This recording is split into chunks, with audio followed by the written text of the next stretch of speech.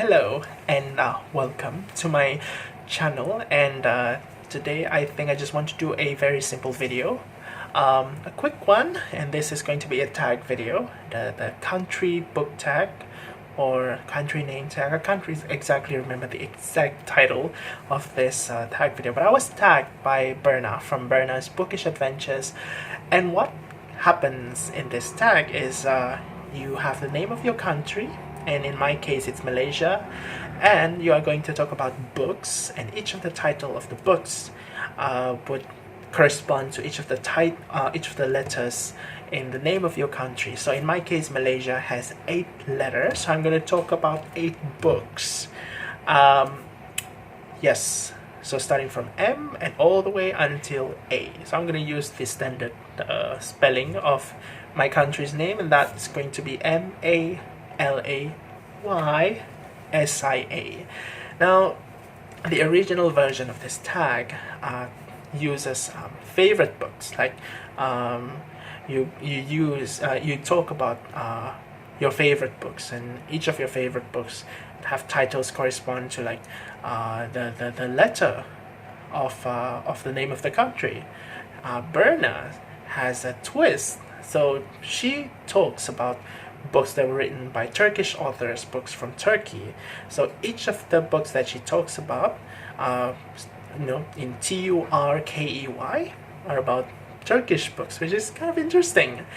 I'm not going to do this video with Malaysian books because I have not read that many Malaysian books in order to kind of like construct a tag video with Malaysian books for, MALAYSIA. I don't have enough info for that. What I'm going to do is, I'm also not going to use favorite books. I am going to talk about books that I have not read.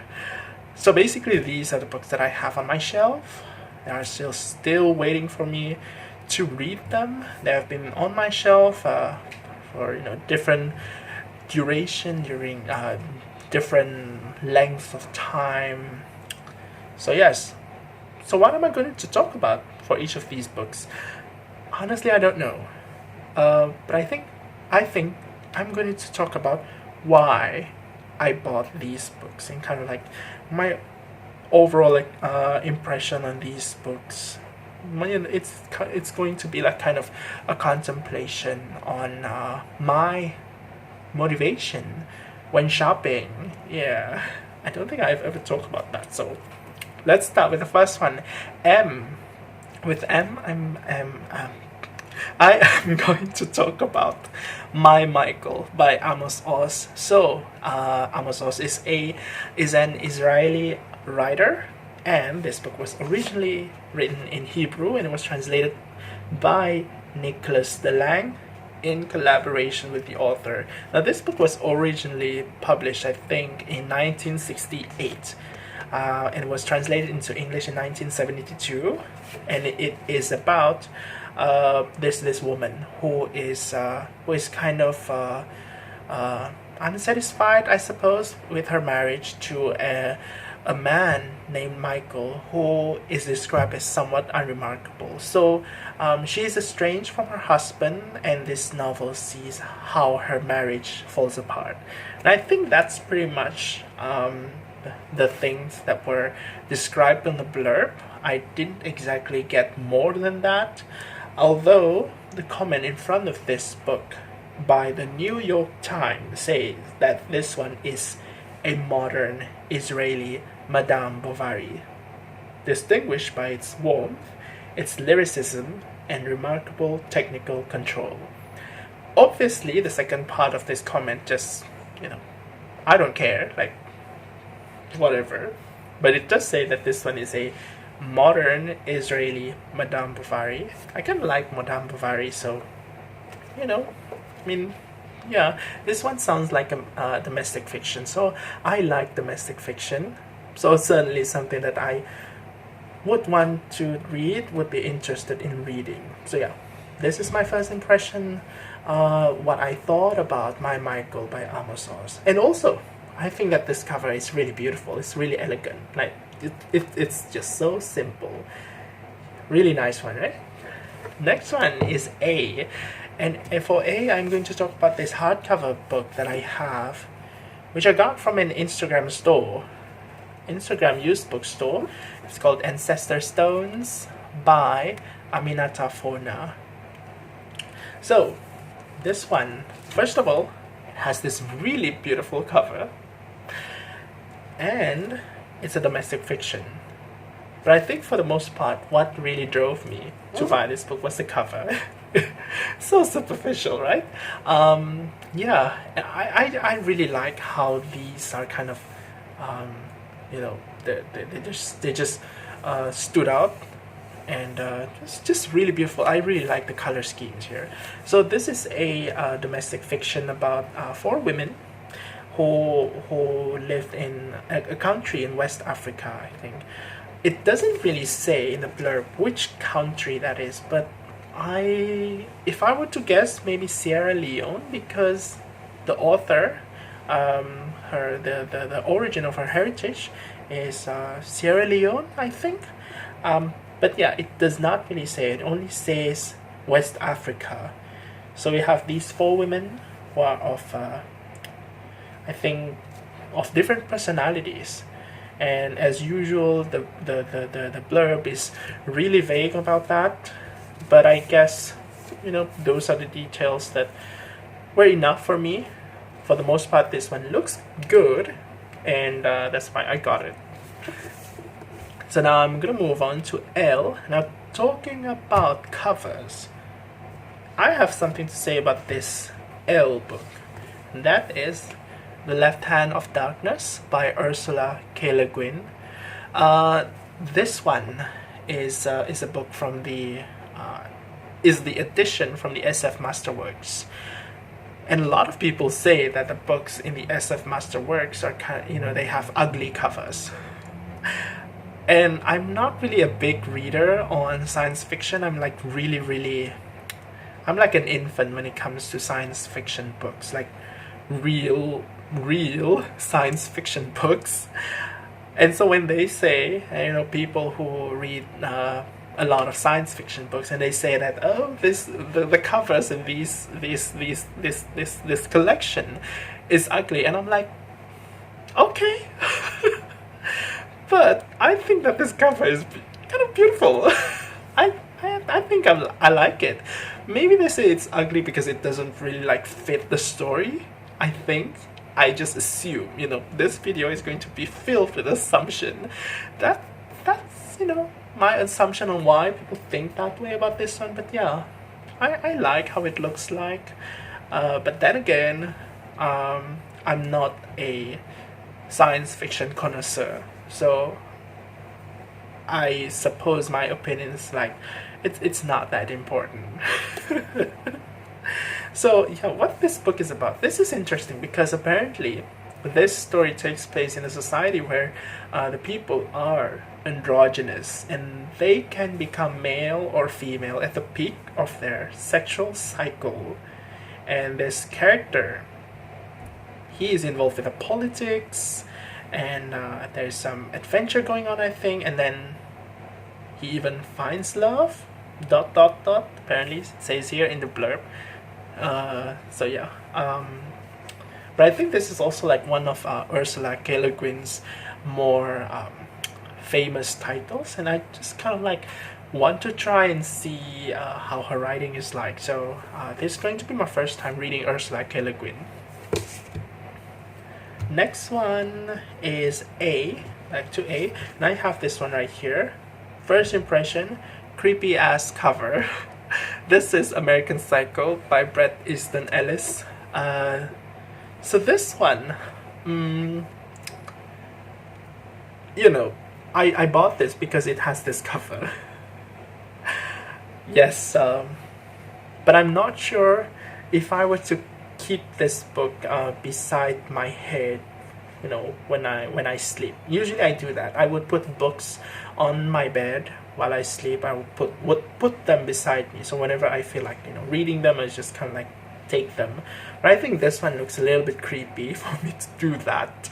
But yes, I bought this still because I've heard of this title, and I was just kind of interested in reading it, and it was cheap. So, yes, this book was cheap. So this book is about a psychopath. A psychopath who is also handsome, who is charming, but a psychopath.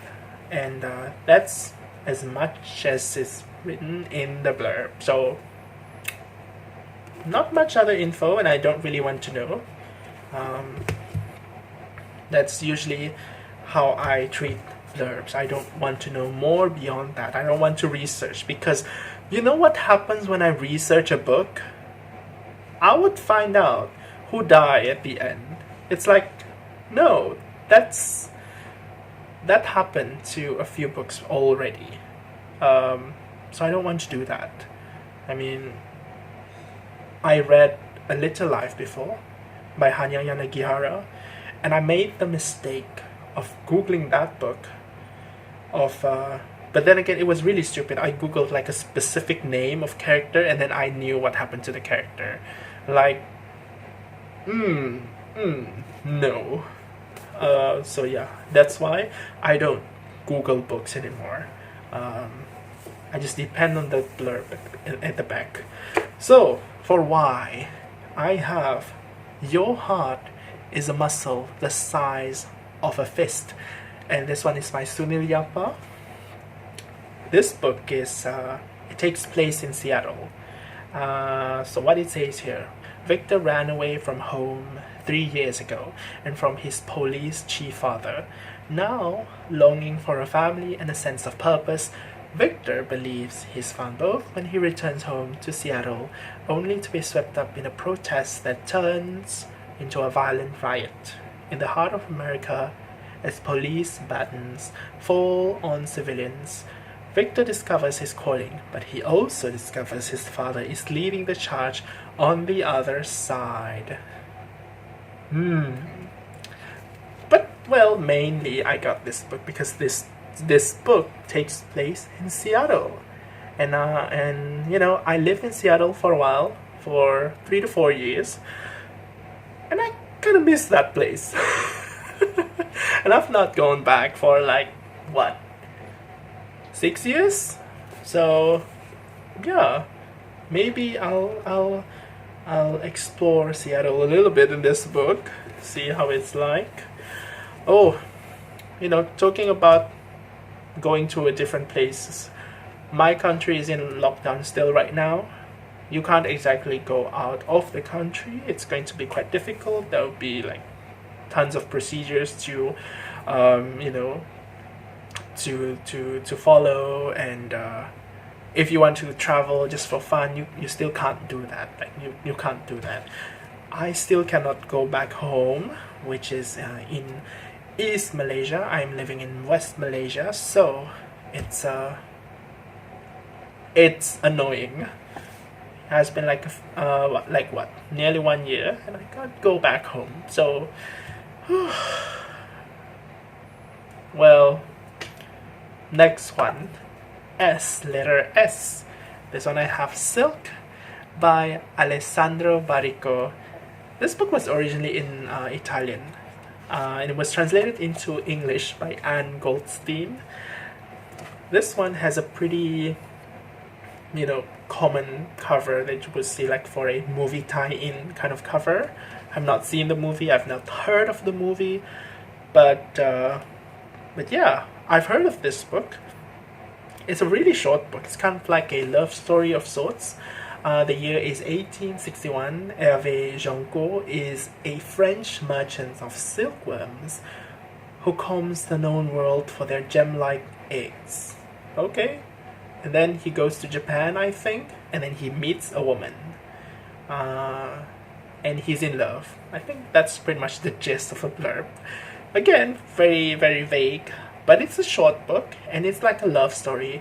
I like love stories because, well, they're cool. They're cool. Love stories are cool. And yeah, look at this one right here. Plenty of the chapters are actually kind of like really, really, really short. Like, even the lines are like really wide, and the margins are like really big. I think I can finish this one fairly quickly. Um, yeah, so much for, sluggish reader. But yeah, I think this book is gonna make me feel like what really accomplished when I finished it. Hopefully in one day. So next one, the second to last letter, I have In the Dark by Mai Jia. So this one was originally in Chinese and it was translated into English by, let me see who translated this book. Okay, I still can't find it. Christopher N. Payne. Yeah, I think that's the name of the translator of this one. Okay, so this one is kind of different because this book is a thriller, spy thriller. I can't say that I've read much spy thrillers. I think I have one book that is probably a spy thriller book. I'm not sure if it's a really thriller book. It's The 39 Steps by John Buchan. I borrowed that. I lent that book to another person, and it was like, 2 years ago, and I still have not gotten the book back. But yeah, spy books. Again, uncharted territory for me, especially, Chinese translated spy books. So, and I have 2 books by Mai Jia, actually. So I have like 2 relatively foreign books to me, like genre-wise. So it's going to be interesting. Maybe I'll try reading this one this year. But yeah, the reason why I got 2 is that both of those books were like really cheap. So yeah, maybe I'm gonna do a double shot or not. That's it's really strange. The last one, I have And the Mountains Echoed by Khaled Hosseini. This one was something that I bought, first of all, because it's this like really big book. I really like big books. Big trade paperbacks. I like that. But this one was really cheap. I got this for like 18 ringgit. And that's an amazing deal. Now this cover, it stays here. No, this sticker, it stays here. Because if I try to peel this cover, it's going to leave some marks. So I don't want to do that. It's just annoying, right? It's really annoying. I like the fact that I got this book for 18 ringgit, but I have to sacrifice the aesthetic of this cover with this sticker right here. Now, one good thing is these days, if you go to the store, Popular Bookstore, the name is Popular Bookstore, they still use the stickers to show that they have promotions or lower prices and stuff like that. But they kind of use slightly different quality of stickers. I think the adhesive is slightly different, or the paper quality is different. And you can peel the stickers like fairly easily. Like, compared to a few years ago when I bought this book, they used this kind of like normal, regular paper with somewhat stronger adhesive, I think. And so if you peel this one, it's going to either leave a mark or it's going to peel the cover, part of the cover along with it. So that's vexing. Anyway, I bought this book because I read another book by Khaled Hosseini before, and that was The Kite Runner. And I think that book was kind of like, yes, it was a real tearjerker, but it was a good one. It was okay. I felt something. I didn't cry, but I felt something. Or I think I did cry. I'm not sure. I can't remember. But yeah, that book was really, really sad. So I expect that this book is going to be somewhat sad too. Now, my friend actually borrowed this book from me a while ago, and he said that he cried manly tears. Now, I don't know why he would add manly to tears. I mean, he could as well said he cried some tears, but he cried manly tears. So there's that. He borrowed my copy of 1,000 Splendid Suns right now, which I've not read as well. And yeah, I'm keen on starting this one. So yeah, this is the book for A, the last letter in the name of my country. So I guess that's it for this tag, and I'll see you again in a different video. But before that, I'm going to just tag a couple of people. Maybe I'm going to tag Amalia Reeds and also Katja Weinert. And with that, I'm going to end this video. So until then, take care, thanks for watching, and bye.